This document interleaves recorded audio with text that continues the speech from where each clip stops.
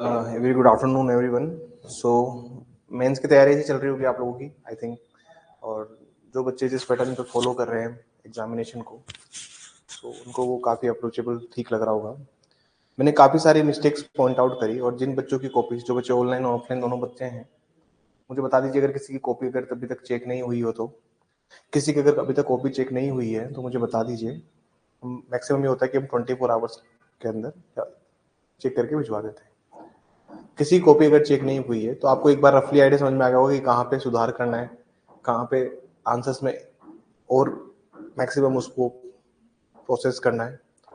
देखिए, answer writing जो है, जब हम बात कर रहे हैं आंसर राइटिंग की, तो ऑलमोस्ट सब बच्चों की कॉपीज में हम लोगों ने मार्क्स की जगह रिमार्क्स ज़्यादा लिखे हैं। और रिमार्क्स का मतलब है कि क्या चीज़ में सुधार लेके आना है और क्या चीज़ सुधार नहीं लेके आना है। बहुत अजीब सी बातें हैं जो मेरे को उस पेपर में आप लोगों की कॉपीज देखने को मिली। एक कॉमन मिस्टेक जो आप लोग करते हैं, जैसे एक सवाल था डिफरेंसेस वाला। तो डिफरेंसेस ये थे कि what is the difference between cognizable and non cognizable offence, संज्ञेय व असंज्ञेय मामलों में क्या अंतर होता है। अब ये अब ये जो क्वेश्चन था, इस क्वेश्चन में बहुत सारे बच्चे लिखते हैं कि the offences are serious in nature, less serious in nature. तो तो ये बात समझ में नहीं आती कि serious in nature and less serious in nature क्या होता है। Come come please come inside.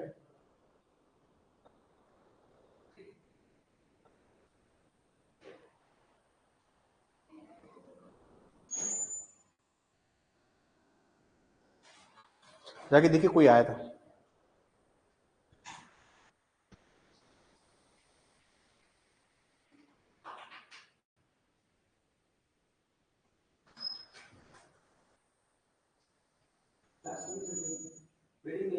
Okay fine.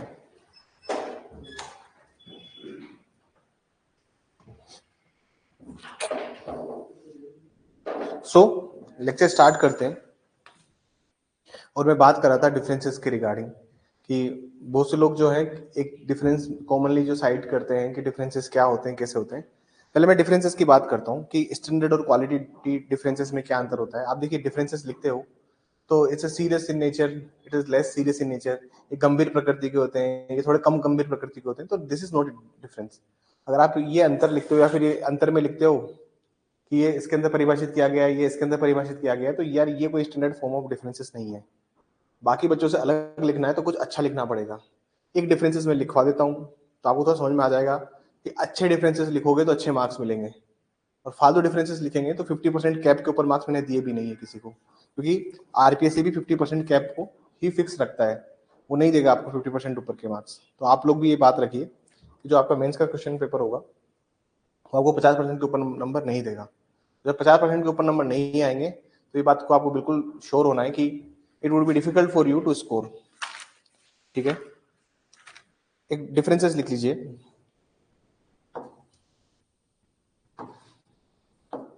Non cognizable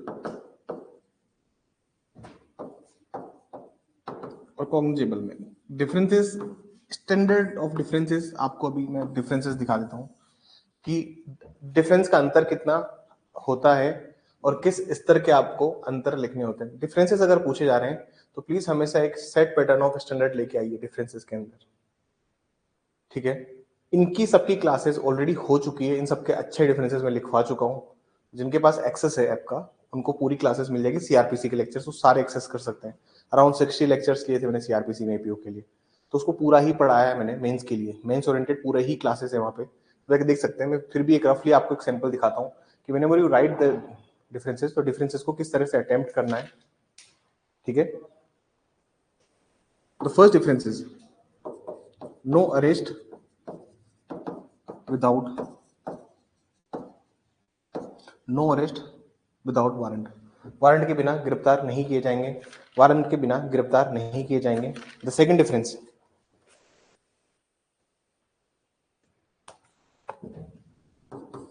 police officer can arrest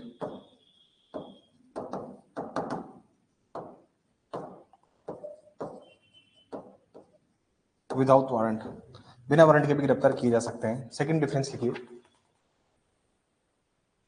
investigation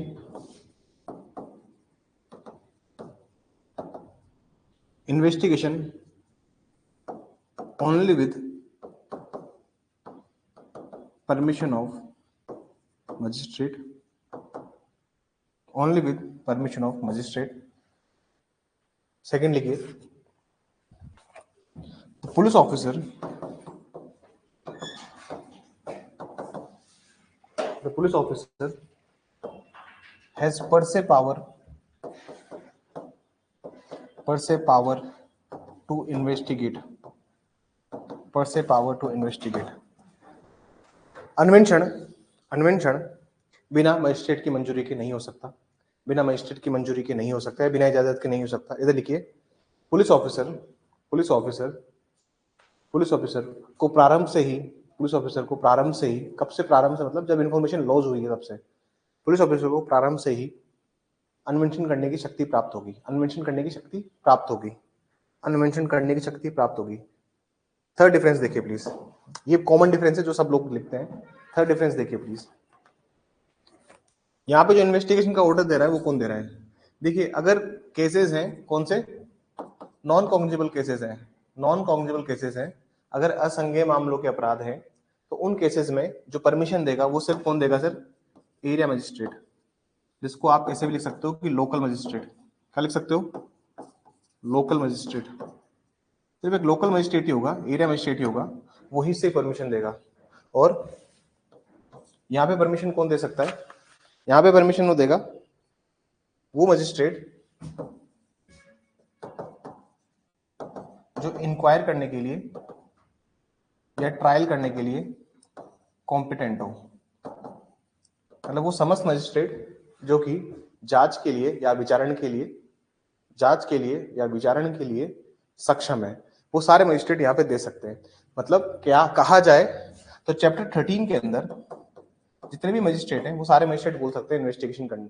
मतलब सिंपल सी बात है, अगर मान लीजिए 153 की एप्लीकेशन लगाई आपने, पर से पावर तो है ही इन्वेस्टिगेशन करने की, लेकिन अगर मान लीजिए कोई इन्वेस्टिगेशन नहीं कर रहा है और फिर भी अगर उसमें ऑर्डर देना है तो पर से पावर तो है ही उसके पास, शुरुआत से तो इन्वेस्टिगेट कर ही सकता है, लेकिन वो भी ऑर्डर दे सकते हैं जिनको चैप्टर 13 में पावर दी गई है.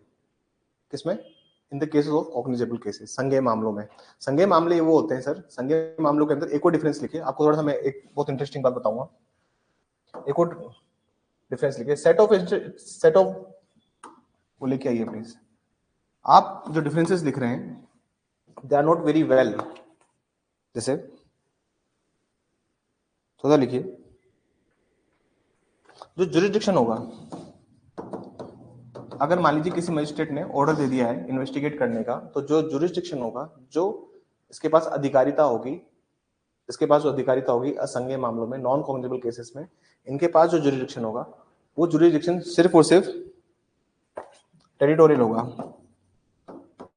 टेरिटोरियल मतलब सिर्फ क्षेत्रीय जुरिस्डिक्शन होगा. मतलब जहां तक उस एरिया की पुलिस स्टेशन है, लोकल पुलिस स्टेशन की जो थाने की सीमाएं हैं, जो लोकल एरिया जो पुलिस स्टेशन है उसकी सीमाओं तक ही वो क्या कर सकता है, जाकर इन्वेस्टिगेट कर सकता है पुलिस ऑफिसर. किसमें? नॉन कॉग्निजेबल केसेस में, असंज्ञेय मामलों में. जबकि आप अगर संज्ञेय मामलों में देखोगे तो चैप्टर 13 में जितनी भी पावर है, जितनी पावर कोर्ट के पास में, उतनी ही पावर किसके पास में रहेगी? पुलिस ऑफिसर के पास में रहेगी इन्वेस्टिगेट करने के लिए.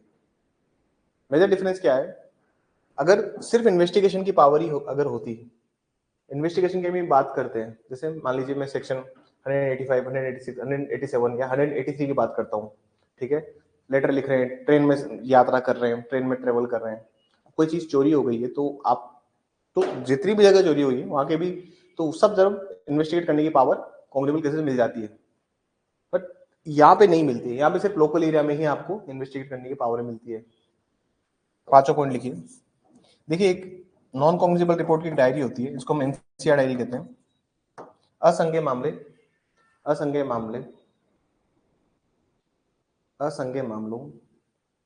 की रिपोर्ट करने की डायरी, असंज्ञेय मामलों की रिपोर्ट करने की डायरी, या असंज्ञेय मामलों को अभिलिखित करने की डायरी, असंज्ञेय मामलों को अभिलिखित करने की डायरी. जबकि यहाँ पर हम यूज करते हैं एफआईआर को, यहाँ पर एफआईआर को यूज करते हैं. So there are so many ways जिससे आप अच्छे डिफरेंसेस लिख सकते हैं, एक्सेप्ट ऑफ स्टैंडर्ड. लेकिन ये मत लिखिए they are less serious in nature, they are more serious in nature, ये चीज मत लिखिए. और बहुत से बच्चों की आदत है कि डिफरेंसेस में वो सेक्शन का नंबर ले देते हैं कि ये यहाँ पर परिभाषित है, this is defined here, defining 2C, this is defining 2L।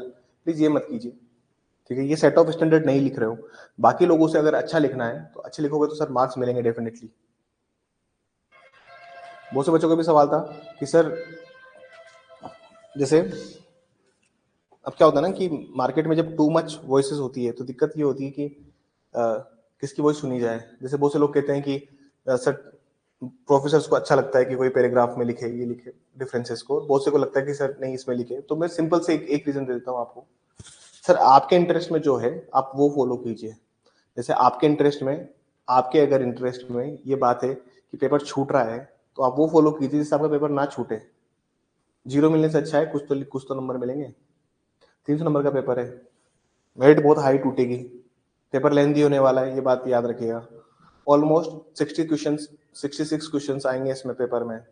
अभी तक सेट पैटर्न पता नहीं है लेकिन एक गेस है तो 66 क्वेश्चंस आएंगे इस पेपर में। 66 क्वेश्चंस कभी और क्लास में डिस्कस करूंगा मैं, ठीक है। अभी थोड़ा कंट्रोवर्शियल हो जाएगा, रिजल्ट आने दो पहले, क्योंकि जो पुराने आरजेएस के पेपर्स थे, पुराने अगर आप आरजेएस के पेपर देखोगे 1985-86 के, उस टाइम भी 3 ही क्वेश्चंस पूछे जाते थे।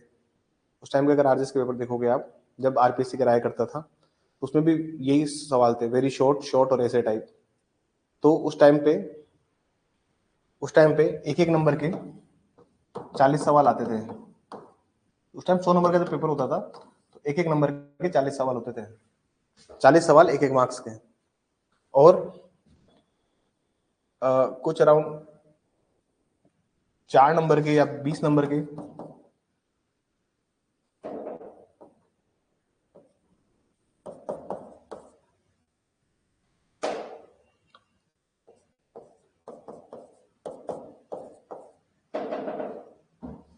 कुछ इस टाइप का पैटर्न बनता था उस टाइम पे। तो अभी ये बात बहुत श्योर नहीं है कि हम श्योरिटी नहीं कह सकते कि कितने सवाल आएंगे, लेकिन हाँ अगर 300 नंबर पेपर दे रहे हैं तो डेफिनेटली पेपर बहुत लेंदी होने वाला है आपका, पेपर होने वाला लेंदी। पुराने पेपर्स के पैटर्न है ये, जब आरपीएससी 3 पैटर्न पे सवाल और एग्जामिनेशन करवाया करता था। लेट्स सी ये लोग क्या करते हैं, क्या पता ये लोग एमसीक्यू दे दें, क्या पता ये लोग ट्रू फॉल्स दे दें, हमें नहीं पता ना कि क्या करेंगे। ट्रू फॉल्स भी दे सकते हैं, फिल इन द ब्लैंक्स दे सकते हैं, चलो सेक्शन लिखो, तो दे कैन डू एनीथिंग, कुछ भी हो सकता है, पैटर्न हमें नहीं पता। चलिए क्लास स्टार्ट करते हैं। आज हम डिस्कस करेंगे 125 से, और मेंटेनेंस के केसेस देख लेते हैं। कल का जो टेस्ट होने वाला है आपका 125 टू 153 का आपका पूरा टेस्ट होने वाला है। क्या क्या सवाल है यहाँ से जो बनते हैं, और कौन सा पार्ट है जिसको हम स्किप कर सकते हैं, यहाँ पे कौन सा पार्ट है जिसको हम छोड़ सकते हैं, ठीक है। केस का नाम लिखना, रमेश चंद्र कौशल, केस का नाम लिखिए प्लीज। सेक्शन 125 में इसको थोड़ा सा डिस्कस करेंगे। केस का नाम लिखिए,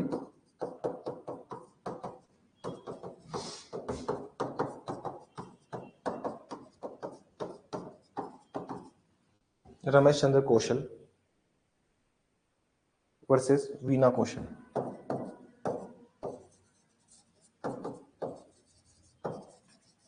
versus Veena Kaushal, versus Veena Kaushal, this is 1978। एक और बात मेरे को पेपर में बहुत अटपटी लगी, जब मैंने पूछा है रिक्वायरमेंट ऑफ नोटिस आपसे, आप लोगों से जब सवाल पूछा है रिक्वायरमेंट ऑफ नोटिस, ऑलमोस्ट सब बच्चों ने मिस्टेक करी, एक आधे को छोड़ के। तो पूछा है रिक्वायरमेंट ऑफ नोटिस, उसमें आप जोगिंदर सिंह लिख के आ रहे हो या उसमें डीके बसु लिख के आ रहे हो। अरे भाई जोगिंदर सिंह 1994 का है, डीके बसु 1997 का है।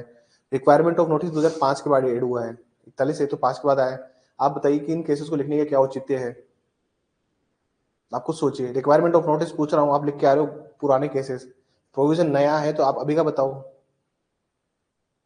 लिखा दिया सत्येंद्र कुमार अंतिल लिखना है इसमें, आप ये मिस्टेक मत कीजिए प्लीज। 1978 इसमें प्लीज लिखिए। और मोस्ट ऑफ द बच्चे जो डिफरेंसेस लिख रहे हैं ये अच्छे स्टैंडर्ड ऑफ डिफरेंसेस नहीं है। 3 नंबर का सवाल दिया है तो एटलीस्ट 5 डिफरेंसेस लिखिए, अच्छी क्वालिटी डिफरेंसेस, तो मार्क्स उसको पढ़ के लगे कि हाँ यार अच्छा लिखा है। मुझे देखिए राइटिंग रीडेबल होनी चाहिए, रीडेबल है ऑलमोस्ट सब बच्चों की। कुछ बच्चे बहुत अच्छा भी लिखते हैं लेकिन डिफरेंसेस सबने बहुत खराब लिखे हैं। मैं आपको बता रहा हूँ डिफरेंसेस पूछेंगे ये लोग आईपीसी में और सीआरपीसी में, मेजर पार्ट ही वही बन रहा है इनका।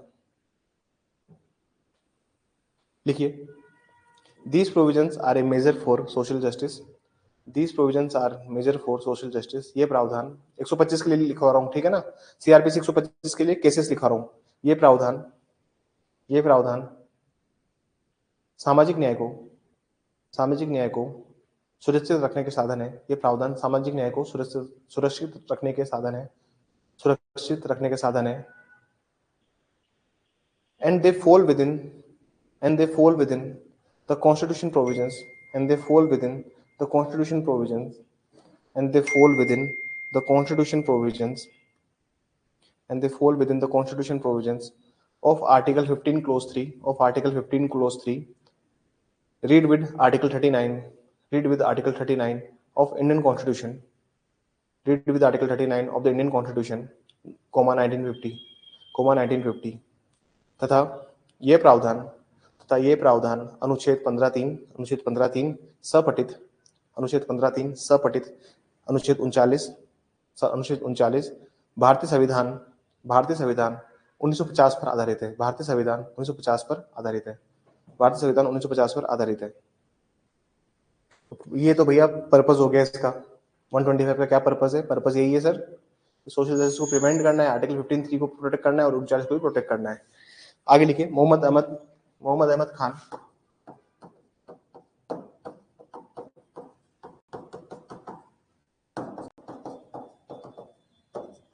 मोहम्मद अहमद खान वर्सेस शाहबानो बेगम.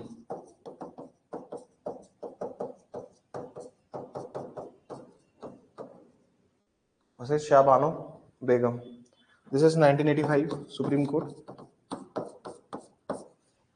इसमें कुछ गाइडलाइंस कोर्ट ने हेल्ड करी थी. मैं सारे पॉइंट्स लिखवा देता हूं आपको. इस केस को प्लीज नाम लिख लीजिए एक बार. मैं सारे गाइडलाइंस आपको लिखवा देता हूं. ईयर को लिखना याद स्टार्ट कीजिए, ठीक है ना. ईयर्स को याद करना स्टार्ट कीजिए. बाकी बच्चों से बेहतर बनना है तो कुछ सुधार आपको करने पड़ेंगे, ठीक है. The court has held following points. न्यायालय ने निम्नलिखित बिंदु अभिनिर्धारित किए. न्यायालय ने निम्नलिखित बिंदु अभिनिर्धारित किए. The court has held following points. Point number 1 लिखिए.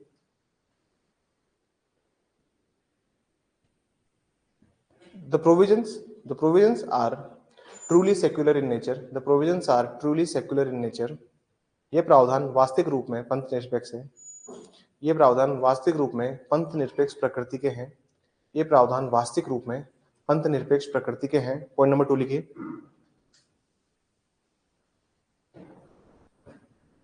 Such provisions are essentially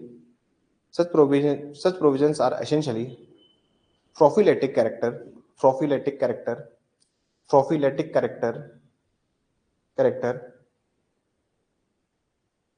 and cut across the barriers of religion. Prophylactic character and cut across the barriers of religion. Prophylactic character and cut across the barriers of religion. ये प्रावधान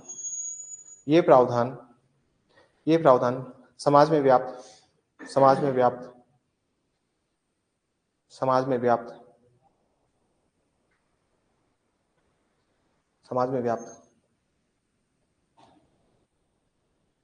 प्रोफिलेटिक का मतलब होता है, एक शब्द लिखवाया मैंने आपको, प्रोफिलेटिक का सही मतलब समझिए.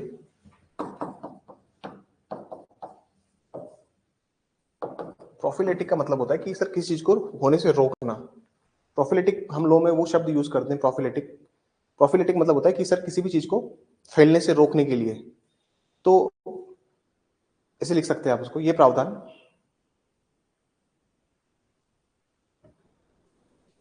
वास्तविक रूप में समाज में व्याप्त कुरीतियों को फैलने से रोकने के लिए है. कुरीतियों को फैलने से रोकने के लिए है. और ये प्रावधान समस्त धर्मों के लिए है. पॉइंट नंबर 3 लिखिए. Shia wife under a muta marriage would also entitled to maintenance.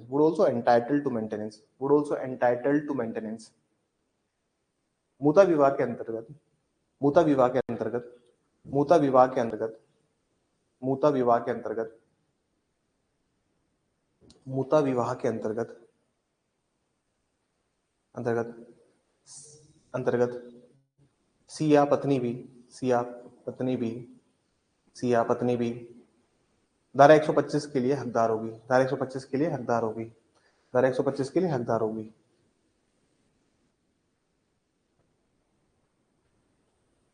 ठीक है,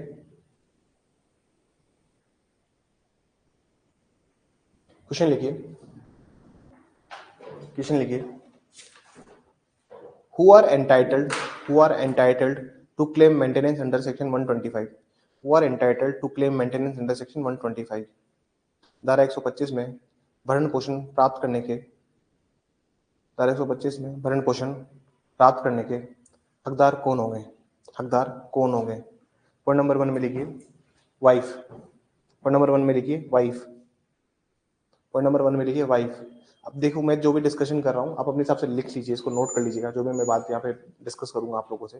वाइफ, देखिए सर, वाइफ माइनर हो या मेजर, वाइफ कौन हो, माइनर या मेजर, चाहे वो डाइवोर्स वाइफ भी क्यों ना हो, she is entitled for the maintenance.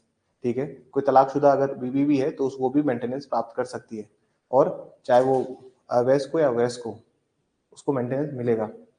दूसरी बात ये होती है कि इस प्रावधान में कुछ लिमिटेशंस भी हैं। लिमिटेशन का मतलब क्या होता है सर? कुछ प्रावधान में कुछ रोक भी लगा रखी है, कुछ परिसीमा भी तय है इन प्रावधानों की, मतलब there are certain limitations to these provisions also. जैसे कि क्या प्रोविजन है sir?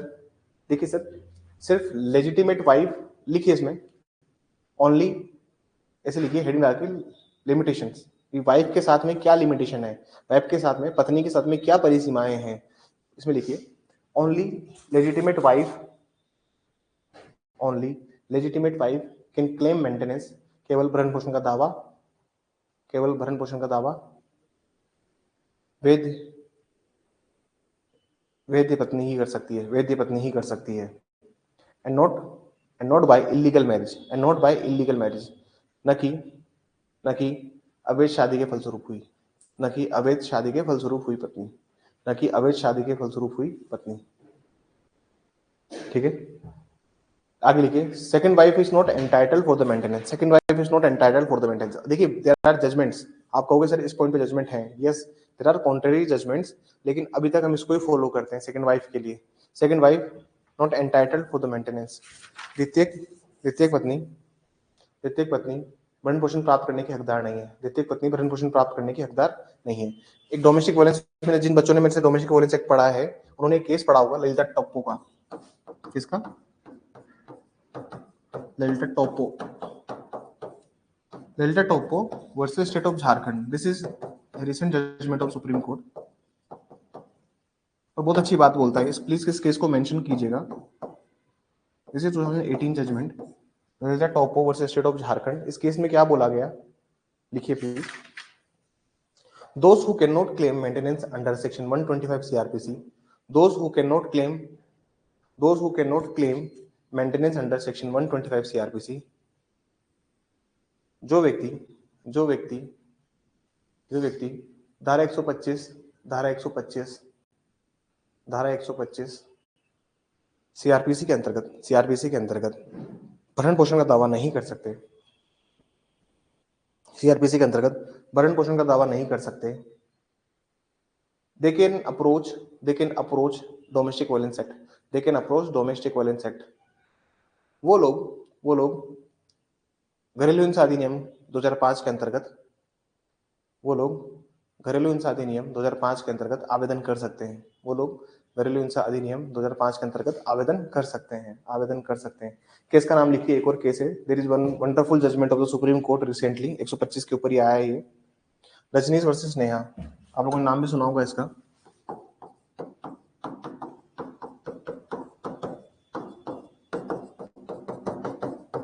This is the case of 2021 supreme court,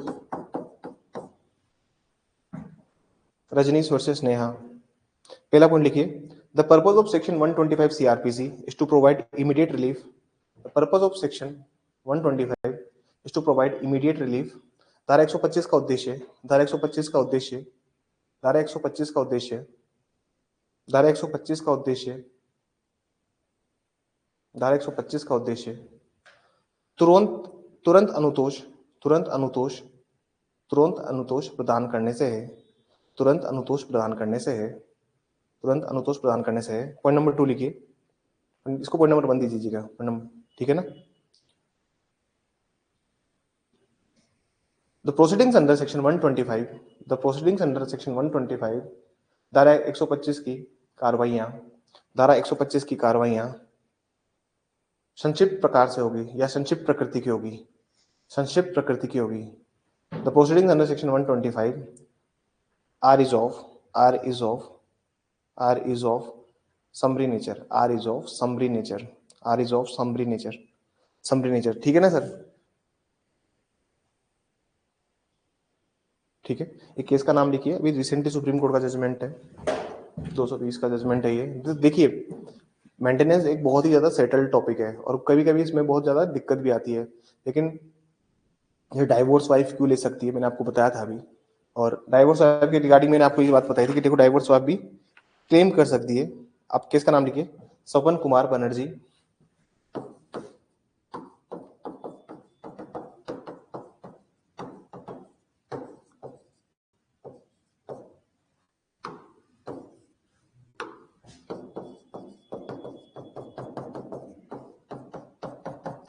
Swapan Kumar Banerjee, Swapan Kumar Banerjee versus state of West Bengal, versus state of West Bengal. ये 2020 का जजमेंट है सर।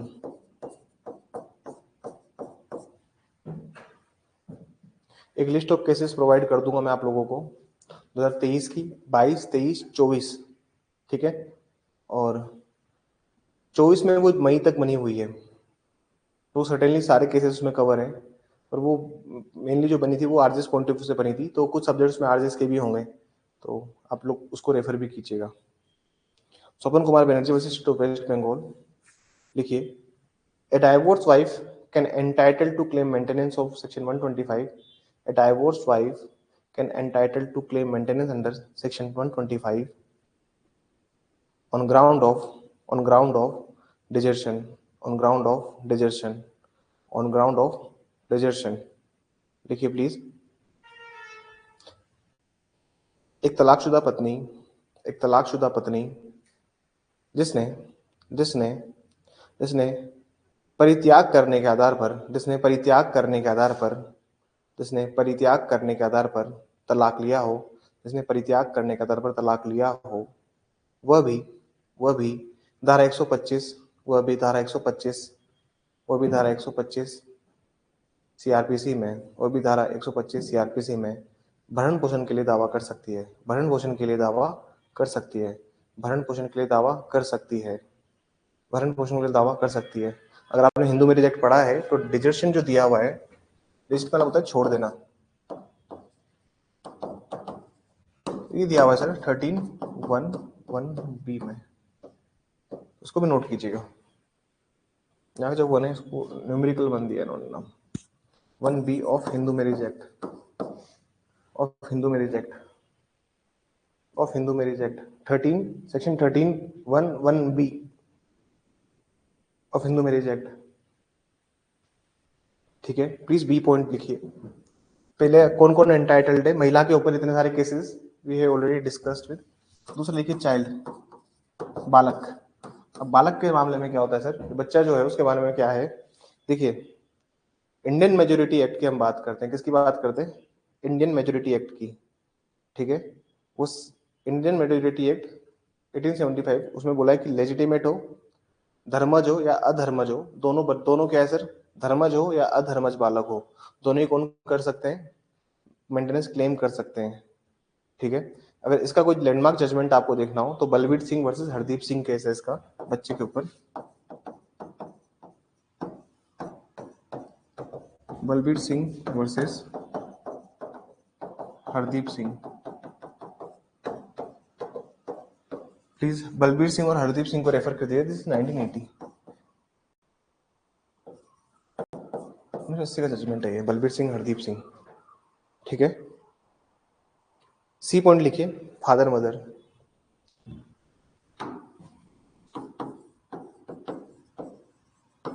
ये भी सर एंटाइटल्ड है, ठीक है। माता पिता, ये भी एंटाइटल्ड है सर मेंटेनेंस के लिए। और इसमें स्टेप मदर भी एंटाइटल्ड है, कीर्तिकांड, वाडोडिया, क्या इसका नाम लिख लीजिए।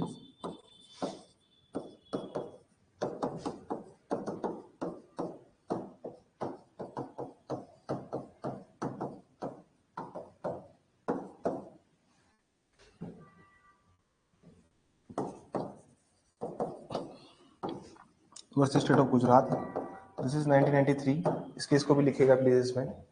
देखिए ये सारे जो मेंटेनेंस है ना, मेंटेनेंस ऐसा सवाल है जो ऐसे फॉर्मेट में आ सकता है, राइट्स ऑफ अक्यूज पर्सन ऐसे फॉर्मेट में आ सकता है, अरेस्ट का प्रोसीजर ऐसे फॉर्मेट में आ सकता है, अरेस्ट विदाउट वारंट ऐसे फॉर्मेट में आ सकता है। तो ऐसे वाले सवालों के लिए वी हैव टू, देखिए बीच का कंटेंट क्या लिखोगे ये आपको पता है और आप लिख सकते हो, लेकिन सपोर्टिंग जो चीज हम मैं आपको प्रोवाइड कर रहा हूँ, तो सपोर्टिंग चीज हम यहाँ लिख रहे हैं। इन क्लासेस का एक ही मकसद है कि आपके पास कंटेंट की कमी नहीं होनी चाहिए लिखते टाइम, और आपको सोचना ना पड़े कि मेरे को क्या लिखना है। जब आप सोचने में समय लगाओगे पेपर छूट जाएगा, सोचने में समय लगाओगे वो क्वालिटी प्रोड्यूस नहीं कर पाओगे। तो कंटेंट मैं आपको लिखवा रहा हूँ, प्लीज इस कंटेंट के अकॉर्डिंग लिख दीजिएगा, you will get very good marks, ठीक है। कंटेंट मैं आपको प्रॉपर लिखवा रहा हूँ कि ये कंटेंट लिखना है, ये केस लिखना है, उसमें ये चीज लिखनी, और केसेस को भरमार करके लिखना, केसेस को भर के लिखना है पूरा, मतलब कॉपी में हर जगह केस ही केस दिखने चाहिए, हर टॉपिक से केस आने चाहिए आपको, टिप्स में सारे केसेस हों, कि इतने केसेस लिख के आओ पेपर में, इतने केसेस लिख के आओ जो तुमको मार्क्स दे, ठीक है। इसमें लिखिए step mother is also entitled for maintenance, step mother is also entitled for maintenance.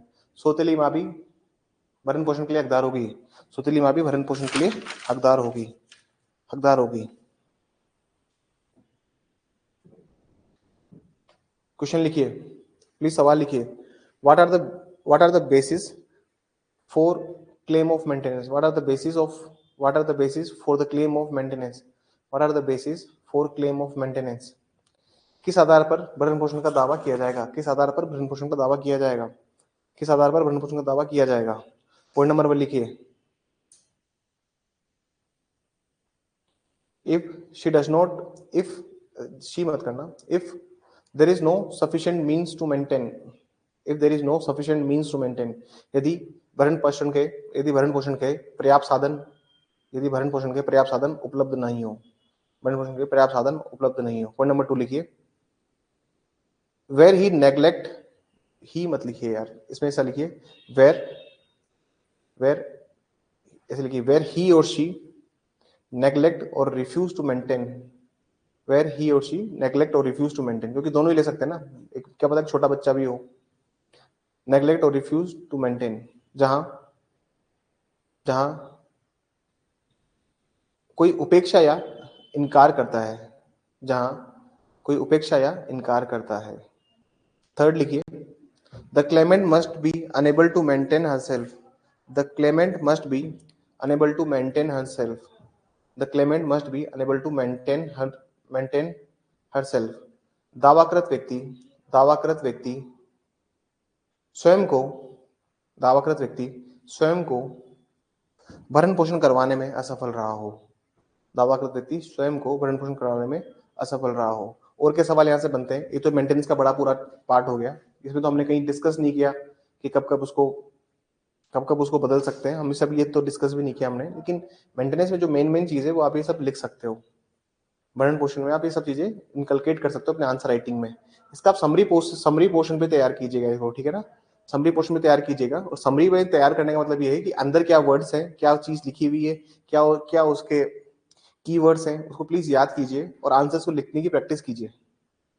अगला सवाल लिखिए,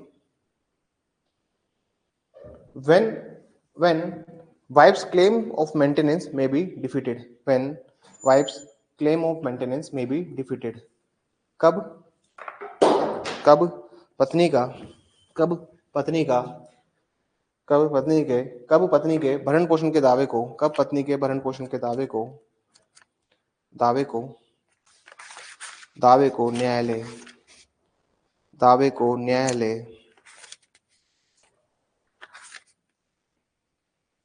न्यायालय न्यायालय प्रदान करने से इनकार कर सकता है, प्रदान करने से इनकार कर सकता है, न्यायालय प्रदान करने से इनकार कर सकता है। इसमें लिखिए प्लीज 125 का close 4।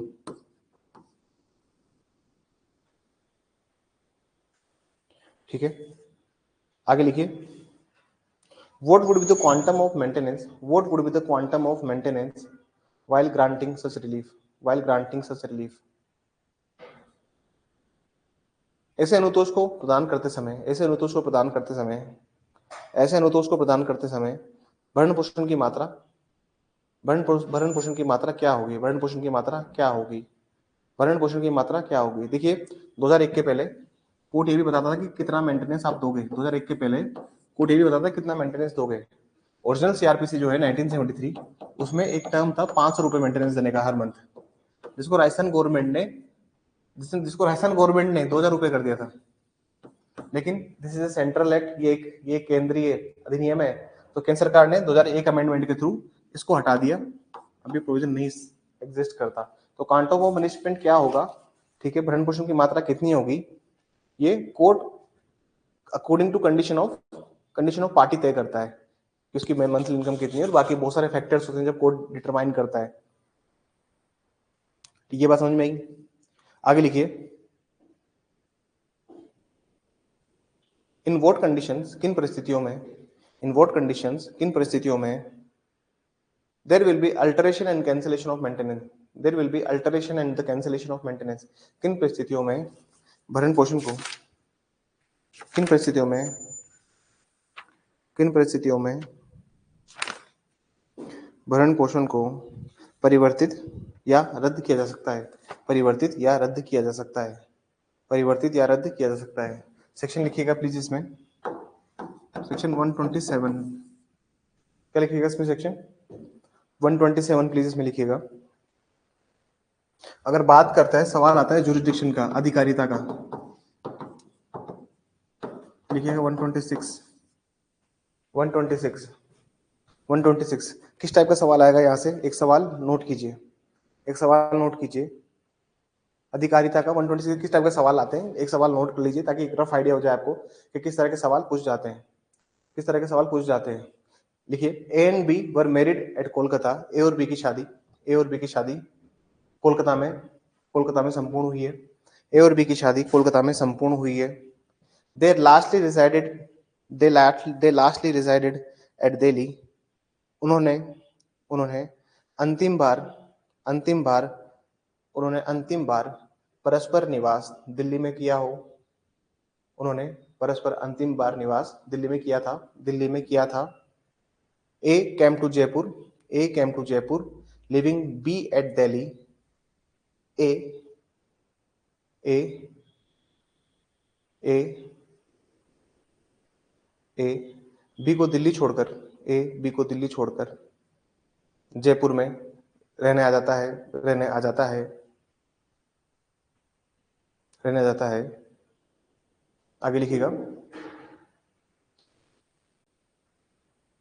C is the brother of A, C is the brother of A, C जो कि ए का भाई है,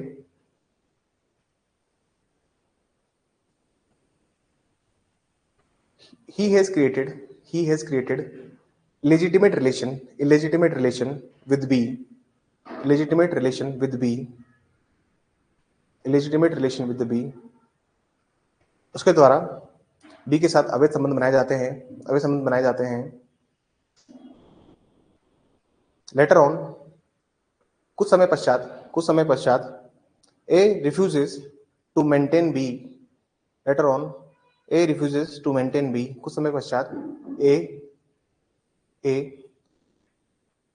ए बी का भरण पोषण करने से इनकार कर देता है, ए बी का भरण पोषण करने से इनकार कर देता है। देखिए,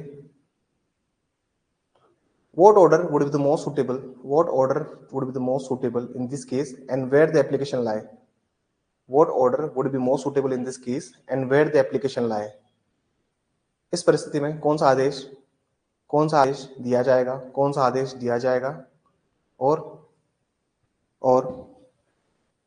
कार्रवाई, कार्रवाई कहाँ की जाएगी, और कार्रवाई कहाँ की जाएगी। और कार्रवाई कहाँ की जाएगी। 125 की बात चल रही है, किसकी बात चल रही है, 125। तो 125 की कार्रवाई और 125 में क्या आदेश होगा इस मामले में, ठीक है ना। इस टाइप के सवाल आ सकते हैं। They can certainly ask those types of questions also. So इस तरीके का सवाल आएंगे। सो इनके लिए भी थोड़ा सा मेंटली प्रिपेयर रहना कि इसमें क्या प्रोसीजर आपको लिखना है, क्या ऑर्डर देगा, क्या कोड, क्या मेंटेनेंस का ऑर्डर पास करेगा नहीं करेगा, ठीक है। इस तरह के सवाल। अब मैं थोड़ा सा प्रैक्टिकल सवाल भी पूछूंगा, क्योंकि देखिए लास्ट पेपर जो था उसमें कुछ प्रैक्टिकलिटी में बनता नहीं था, बट नाउ अब थोड़ा प्रैक्टिकल पार्ट स्टार्ट हो रहा है सीआरपीसी का। तो अब प्रैक्टिकल पार्ट जब स्टार्ट होगा, now I can ask those practical questions also. I would definitely ask those questions also. तो प्लीज उसके लिए तैयार रहिएगा, ठीक है ना। अब पेपर्स में आपको थोड़े प्रैक्टिकल सवाल भी मिलेंगे। आरपीएससी पूछे नहीं पूछे, मैं तो पूछूंगा, क्योंकि मुझे आपकी तैयारी उस तरीके करानी है। मुझे पता है आरपीएससी नहीं पूछेगा, आज भी मैं आपको बोल देता हूँ, आरपीएससी पूछेगा स्ट्रेट फॉरवर्ड सवाल, पेपर होगा बहुत लेंदी, बच्चे कर पाएंगे, आधे नहीं कर पाएंगे, जो प्रैक्टिस नहीं कर रहे वो नहीं कर पाएंगे, जो प्रैक्टिस अच्छे से करके जाएंगे वो पेपर कर लेंगे। 300 नंबर का पेपर है, 3 घंटे में लिखना है, तो 40 सवाल तो मिनिमम आएंगे, 2-2 नंबर वाले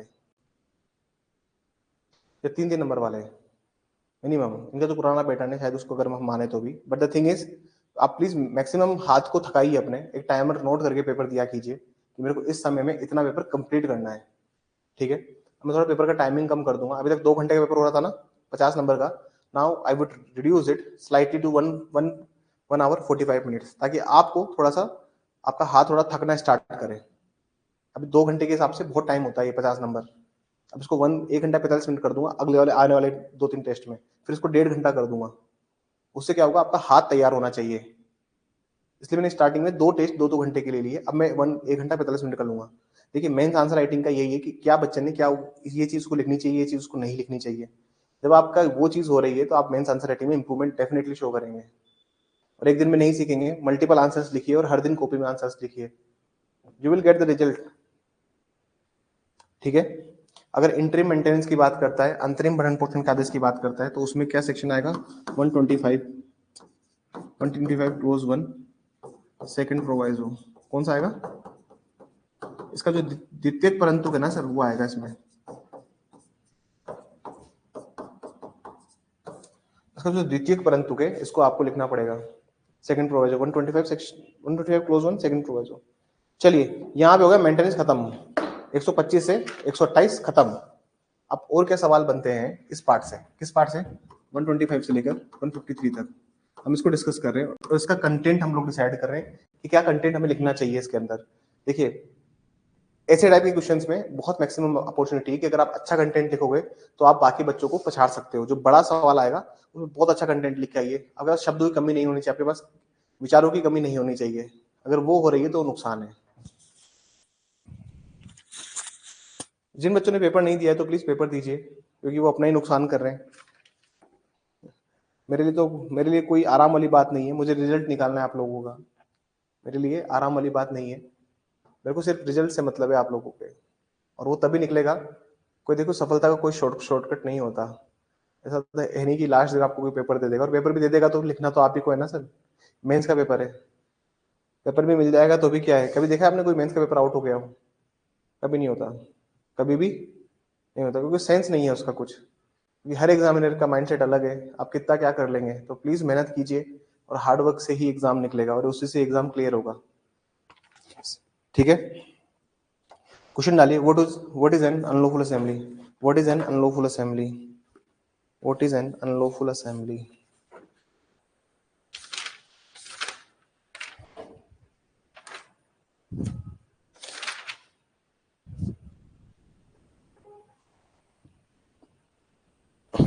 विधि विरुद्ध जमाव क्या है, विधि विरुद्ध जमाव क्या है।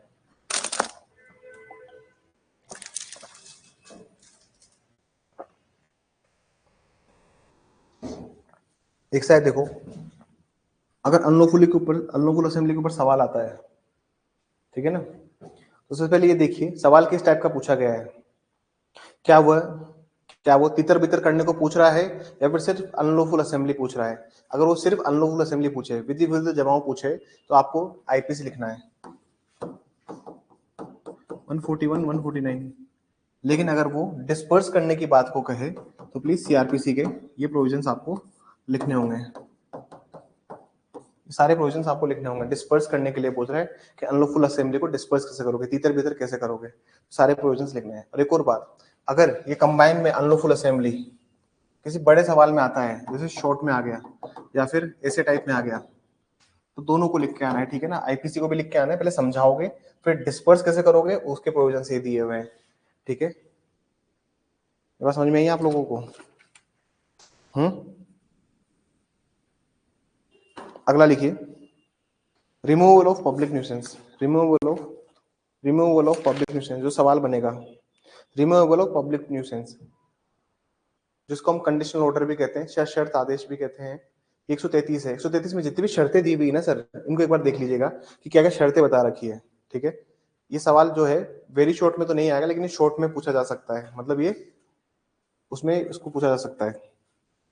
और जो प्रोसीजर दिया हुआ है उसका दिया हुआ है 134 से 100, इसका जो प्रोसीजर दिया हुआ है, प्रोसीजर दिया हुआ है इसका 134 से 141 में इसका प्रोसीजर दिया हुआ है, और 133 में समझाया हुआ है कि कहाँ कहाँ पर वो लगेगा।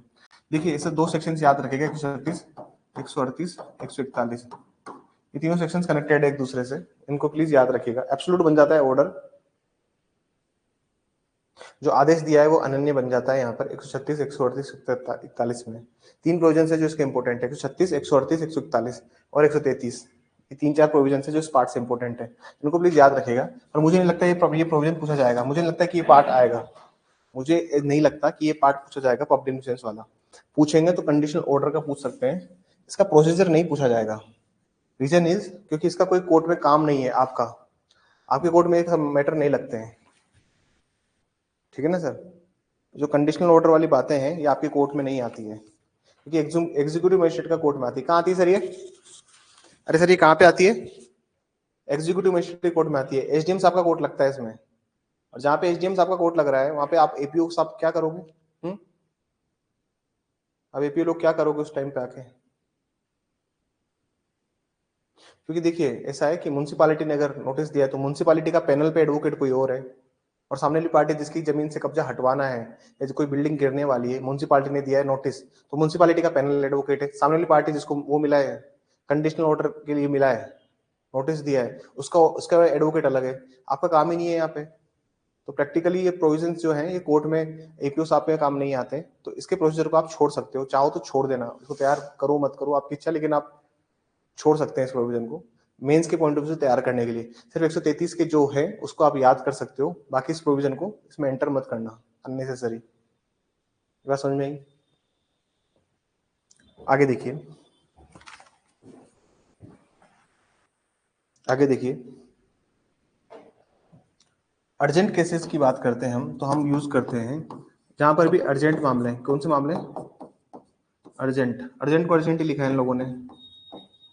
जहां पर भी अर्जेंट मामले हैं, अर्जेंट न्यूसेंस के मामले हैं, मतलब कोई ऐसा मामला है which is very urgent for the purpose of nuisance, तो 144 हम यहाँ पे यूज करते हैं। 144A में हम यूज करते हैं हथियारों के लिए। किसके लिए? आर्म्स पोजीशन के लिए। भाई हथियारों से कोई आयुध सहित अगर जुलूस निकाल रहा है तो उसके हथियारों को प्रोहिबिट करने के लिए हम 144A यूज करते हैं, हम 144A का यूज करते हैं। एक डिफरेंस लिख लीजिए 133 में, 144 में, और 144A का डिफरेंस आप खुद लिखिएगा, ठीक है ना। 144A का डिफरेंस नहीं लिख पा रहा मैं, 144A का आप खुद लिखिएगा। मैं 133 और 144 का डिफरेंस बता देता हूँ, ठीक है ना। इतना सा काम हो जाएगा सर, बताइए। अरे उन्होंने वाले बच्चों बताइए, लिख देंगे 144A का डिफरेंस आप खुद स्वयं से?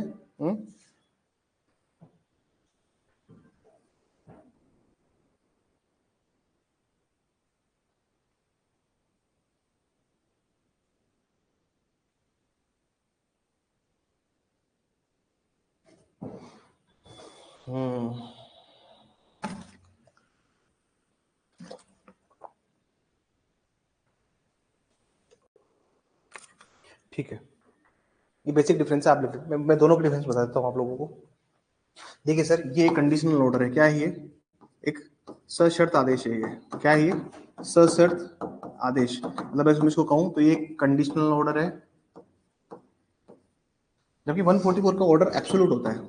एब्सोल्यूट का मतलब होता है सर कि इसको कंफर्मेशन की जरूरत नहीं है, कलेक्टर साहब ने दे दिया तो दे दिया, किसी और से पूछने की जरूरत नहीं है।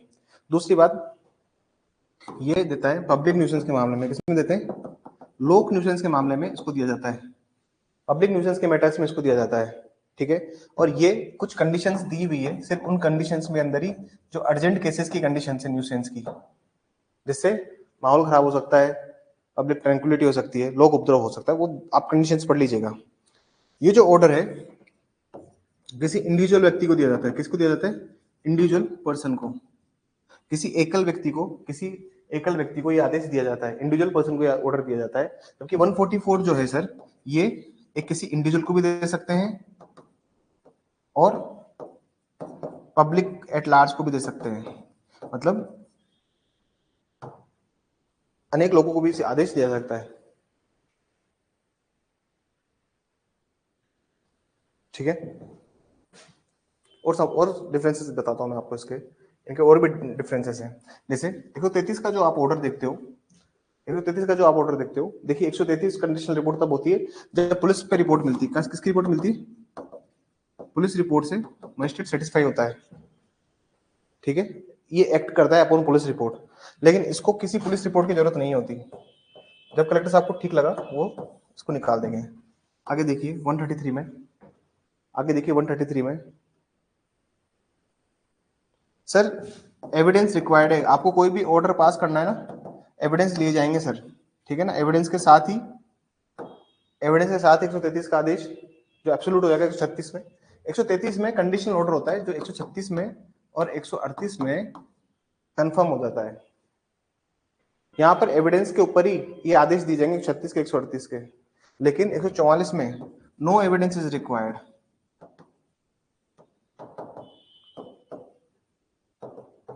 कोई एविडेंस की जरूरत नहीं है इसके लिए, ठीक है ना।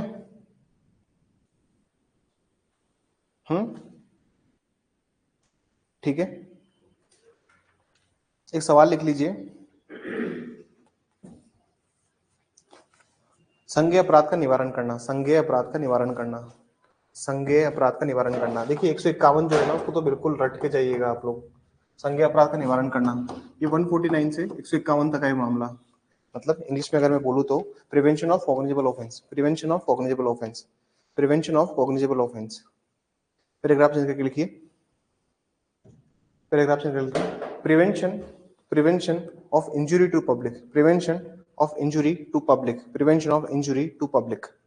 लोक संपत्ति की हानि के, लोक संपत्ति की हानि का निवारण, लोक संपत्ति की हानि का निवारण 152 लोक संपत्ति की हानि का निवारण 152। इनके आंसर्स तैयार कीजिएगा सर, घर जाके मेहनत कीजिए, इनके आंसर्स तैयार कीजिए, इनको लिख लिख के याद कीजिए। कल इसका टेस्ट लूंगा मैं, ऐसा नहीं मैं लिखवा रहा हूं तो आपको छोड़ दूंगा, कल मैं सबके कॉपीज चेक करूंगा और टेस्ट देने आना है, ठीक है ना।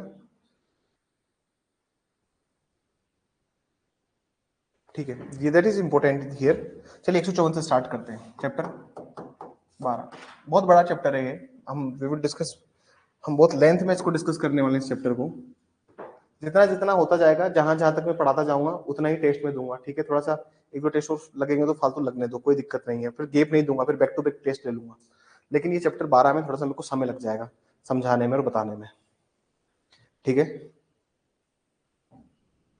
ठीक है, एक सवाल था जो मैंने पहले बता दिया था आपको, if no FIR then remedies. यदि कोई प्रथम सूचना रिपोर्ट दर्ज नहीं की गई है, यदि कोई प्रथम सूचना रिपोर्ट दर्ज नहीं की गई है तो क्या अनुतोष होंगे, तो क्या अनुतोष होंगे, तो क्या अनुतोष होंगे, तो क्या अनुतोष होंगे। इसका मैंने फर्स्ट क्लास में भी जिक्र किया था सर आपको, उसी को मैं दोबारा जिक्र कर रहा हूँ। जिन बच्चों ने क्लास नहीं देखी, क्लास देख लीजिएगा। मैंने बताया था सर दो तरह की रेमेडीज होती है, एग्जीक्यूटिव रेमेडी, एक होती है जुडिशियल रेमेडी, कार्यपालिक अनुतोष, कार्यपालिक अनुतोष, और एक होता है न्यायिक अनुतोष, कार्यपालिक अनुतोष और एक न्यायिक अनुतोष। न्यायिक अनुतोष ये कहाँ दिया हुआ है सर, रट के ना स्टार्ट कर दीजिए, 154(3) सेक्शन 36, सेक्शन 36। सबसे पहले आप कहाँ जाएंगे, 154(3) में एसपी साहब के पास में, और एसपी साहब को पावर कहाँ से मिल रही है, सेक्शन 36 से, क्योंकि 36 क्या है सर, 36 है power of superior officer of police. तो जो एफआईआर दर्ज करने की power officer in charge of police station को है, वही पावर किसको है? एसपी साहब को। किसके थ्रू है? सेक्शन 36 के थ्रू है। सेक्शन 36 के थ्रू है वो पावर। वो नहीं सुन रहे, 156(3) में आओ। वहां से नहीं मिल रहा, कंप्लेन में जाओ। वहां से भी कुछ नहीं हो रहा तो कहाँ जाओ? 482 में। इसके ऊपर एक केस लिखिए, 482 के ऊपर केस का नाम लिखिए, D K Basu versus state of West Bengal. 482 के ऊपर एक केस लिखिए।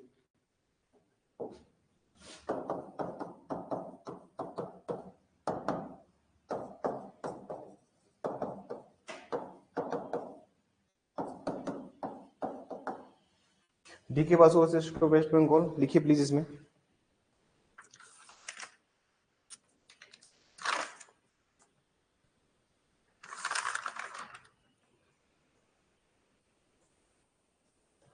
लिखिए, you have to exhaust all the remedies available under CRPC. You have to exhaust all the remedies available under CRPC. आपको आपको उच्च न्यायालय आने से पूर्व सीआरपीसी में दिए गए समस्त अनुतोषों को समाप्त करना होगा। समस्त अनुतोषों को समाप्त करना होगा। तो एफआईआर दर्ज नहीं हुई तो आप कहाँ जा सकते हो फिर? End of the day CR high court 482 में वहां पे जा सकते हो। कुछ टॉपिक्स नोट कर लीजिए प्लीज, जो हम क्लास में पढ़ेंगे, अब इस चैप्टर में पढ़ेंगे। तो मैं एफआईआर के रिगार्डिंग ही फर्स्ट इंफॉर्मेशन रिपोर्ट, प्रथम सूचना रिपोर्ट के रिगार्डिंग कुछ टॉपिक्स आपको मैं लिखवा देता हूँ। प्लीज ये टॉपिक्स हम आने वाली क्लासेस में करेंगे, ठीक है। पहला लिखिए, एंटी टाइम्ड एफआईआर, समय पूर्व की गई प्रथम सूचना रिपोर्ट, उसका क्या प्रभाव होगा? Anti timed FIR. दूसरा लिखिए, जीरो एफआईआर। तीसरा लिखिए, what are the presumptions with respect to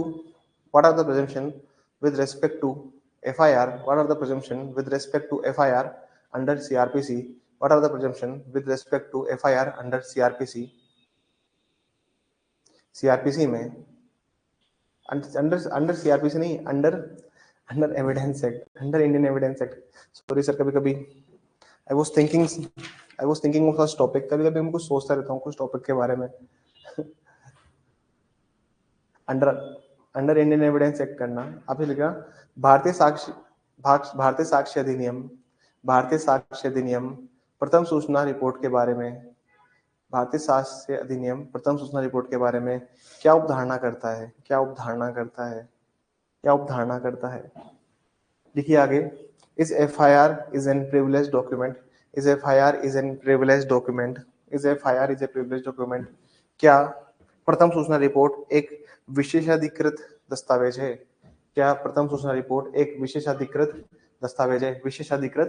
दस्तावेज है? थर्ड लिखिए, डिले इन एफआईआर।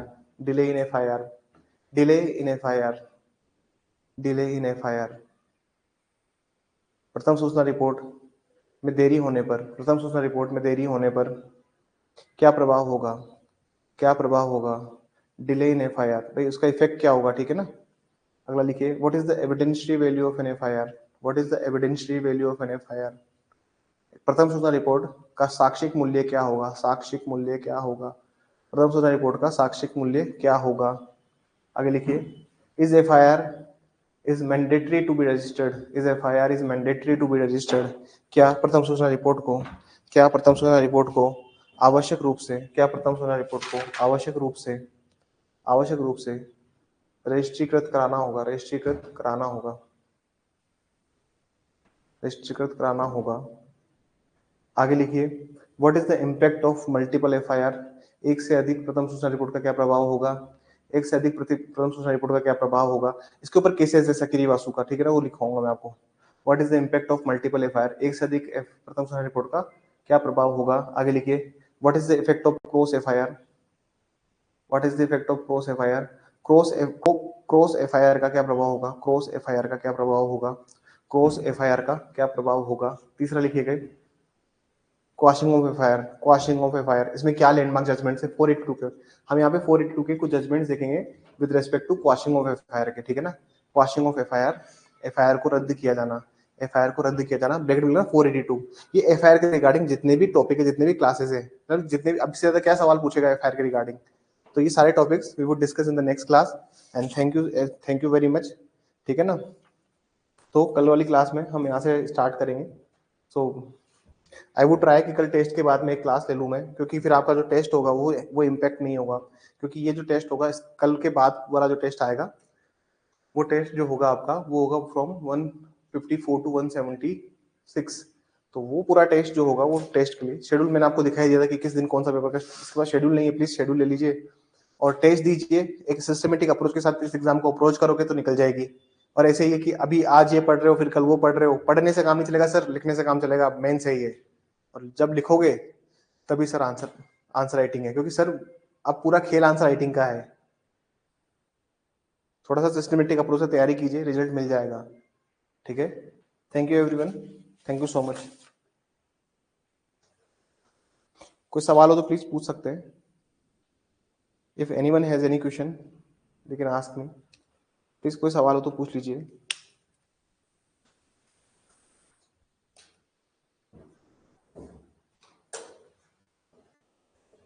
ठीक है, तो मैं जाऊं, कोई सवाल नहीं हो तो हाँ पूछिए, कोई सवाल है तो आपका। I'm still waiting for the questions. Is anyone has any question? Okay.